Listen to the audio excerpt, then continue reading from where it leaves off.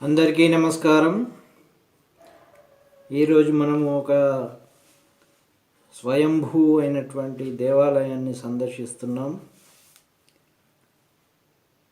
ఈ దేవాలయము సుప్రసిద్ధ. ఈ దేవాలయము జనగామ జిల్లాలో ఉన్నటువంటి శ్రీ రామచంద్ర స్వామి దేవాలయం జీడికల్. ఈ ఆలయం త్రేతాయుగం నాటిది. శ్రీరాముడు అరణ్యవాసం చేస్తున్నప్పుడు భద్రాచలం పర్ణశాల ప్రాంతంలో సీతమ్మ వారు లక్ష్మణుడితో పాటు ఉన్నప్పుడు మారీచుడనే రాక్షసుడు బంగారు జింక రూపంలో ఉన్నప్పుడు ఆ జింక కావాలని అమ్మవారు అడిగినప్పుడు ఆ జింకను వేటాడుతూ ఈ ప్రాంతానికి రాములవారు వచ్చారు.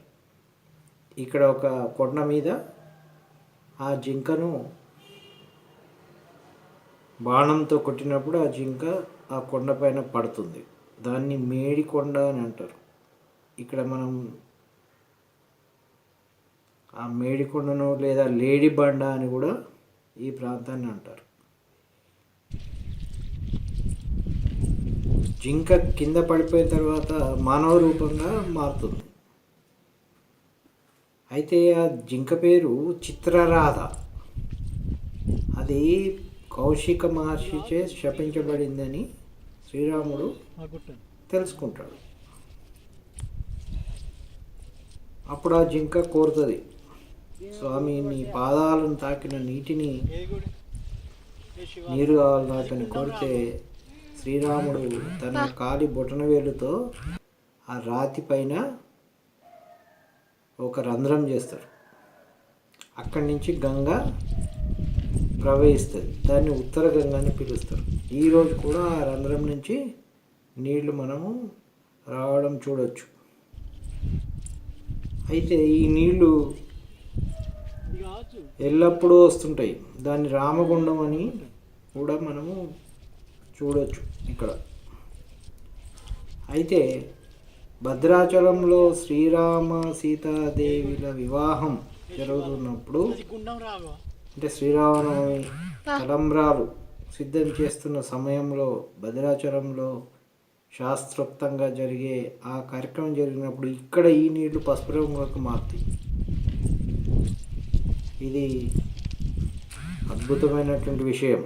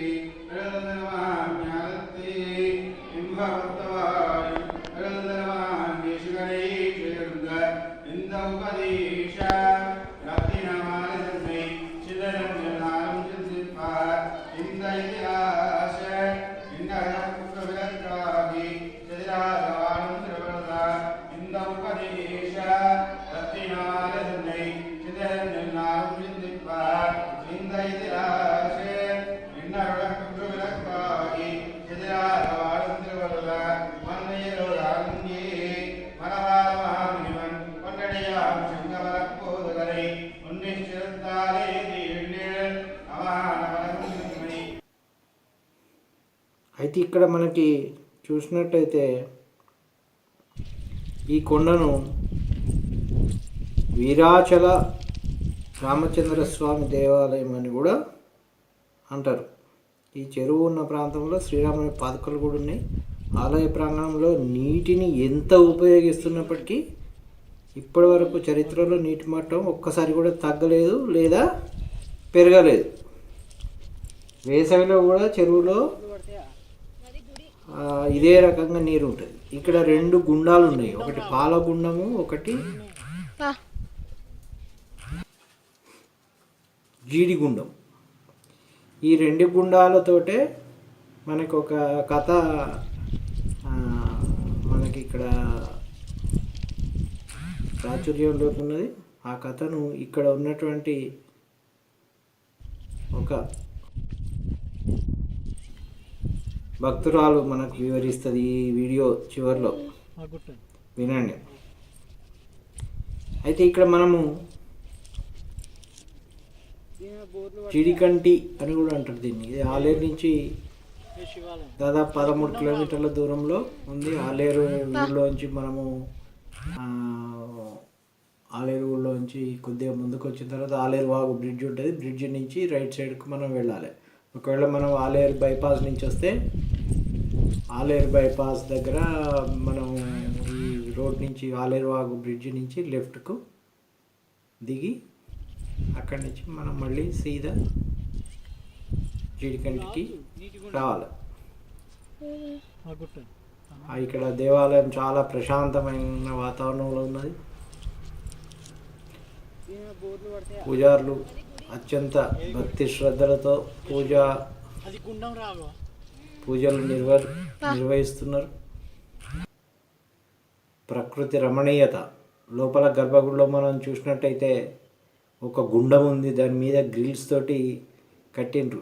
లోపల గుండంలోకి ఎవరు దిగకుండా పడకుండా దాంట్లోంచి నీళ్ళని తీసి పూజారి గారు మన చల్లుతున్నారు. ఈ కొండకే వెలిసినటువంటి రాముని విగ్రహం ఉంది. తర్వాత ఉత్సవం దాని తర్వాత బయటికి వచ్చిన తర్వాత పురాతనమైనటువంటి ఒక ఆర్చ్ ఉంది. ఇక్కడ దేవాలయము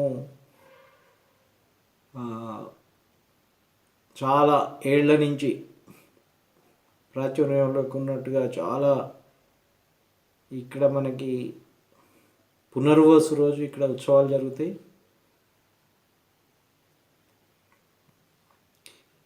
ఇప్పుడు మనము కొండపైకి వెళ్దాము. కొండపైకి వెళ్తున్నప్పుడు చుట్టూ కొండరాళ్ళు మనకు కనిపిస్తున్నాయి. పైన ఒక శివాలయం ఉంది. శివాలయం పక్కన నీటి కొలను ఉంది. ఈ నీటి కొలను మధ్యలో 2 గుండాలు ఉన్నాయి. ఒక గుండాన్ని పాలగుండం అని, ఇంకో గుండాన్ని నీటి గుండము, జీడి గుండము అని పిలుస్తారట.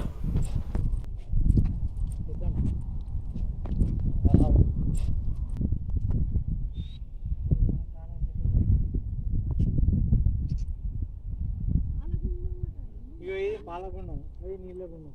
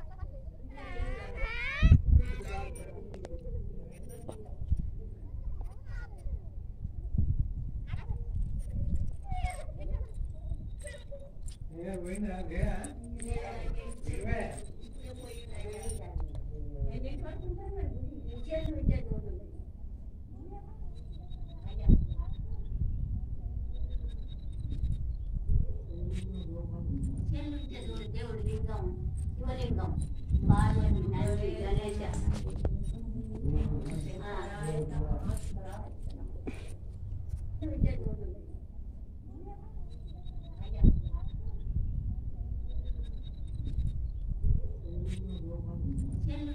దేవుడు లింగం శివలింగం పార్వతి నరసి గణేశ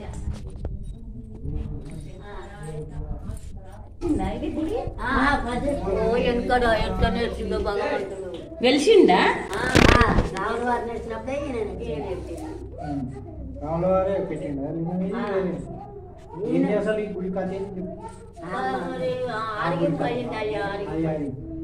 గుడి చరిత్ర వెనకటి నుండి తెలుసా? తెలియదా? రాముడు బాణం రాముడు బాణం వేస్తే లేడి బండ రామతానం రామగుండం ఆడ ఉన్నది చదివితే ఉన్నది ఆడ ఉన్నది ఒకటి జీడిగుండం జీడిగుండం పాలగుండం కింద ఉన్నది రామగుండం గట్లా ఒకటి జీడిగుండం జీడిగుండం పాలగుండం కింద ఉన్నది రామగుండం గట్లా ఒకటి జీడిగుండం జీడిగుండం పాలగుండం కింద ఉన్నది రామగుండం రామతానం రామగుండం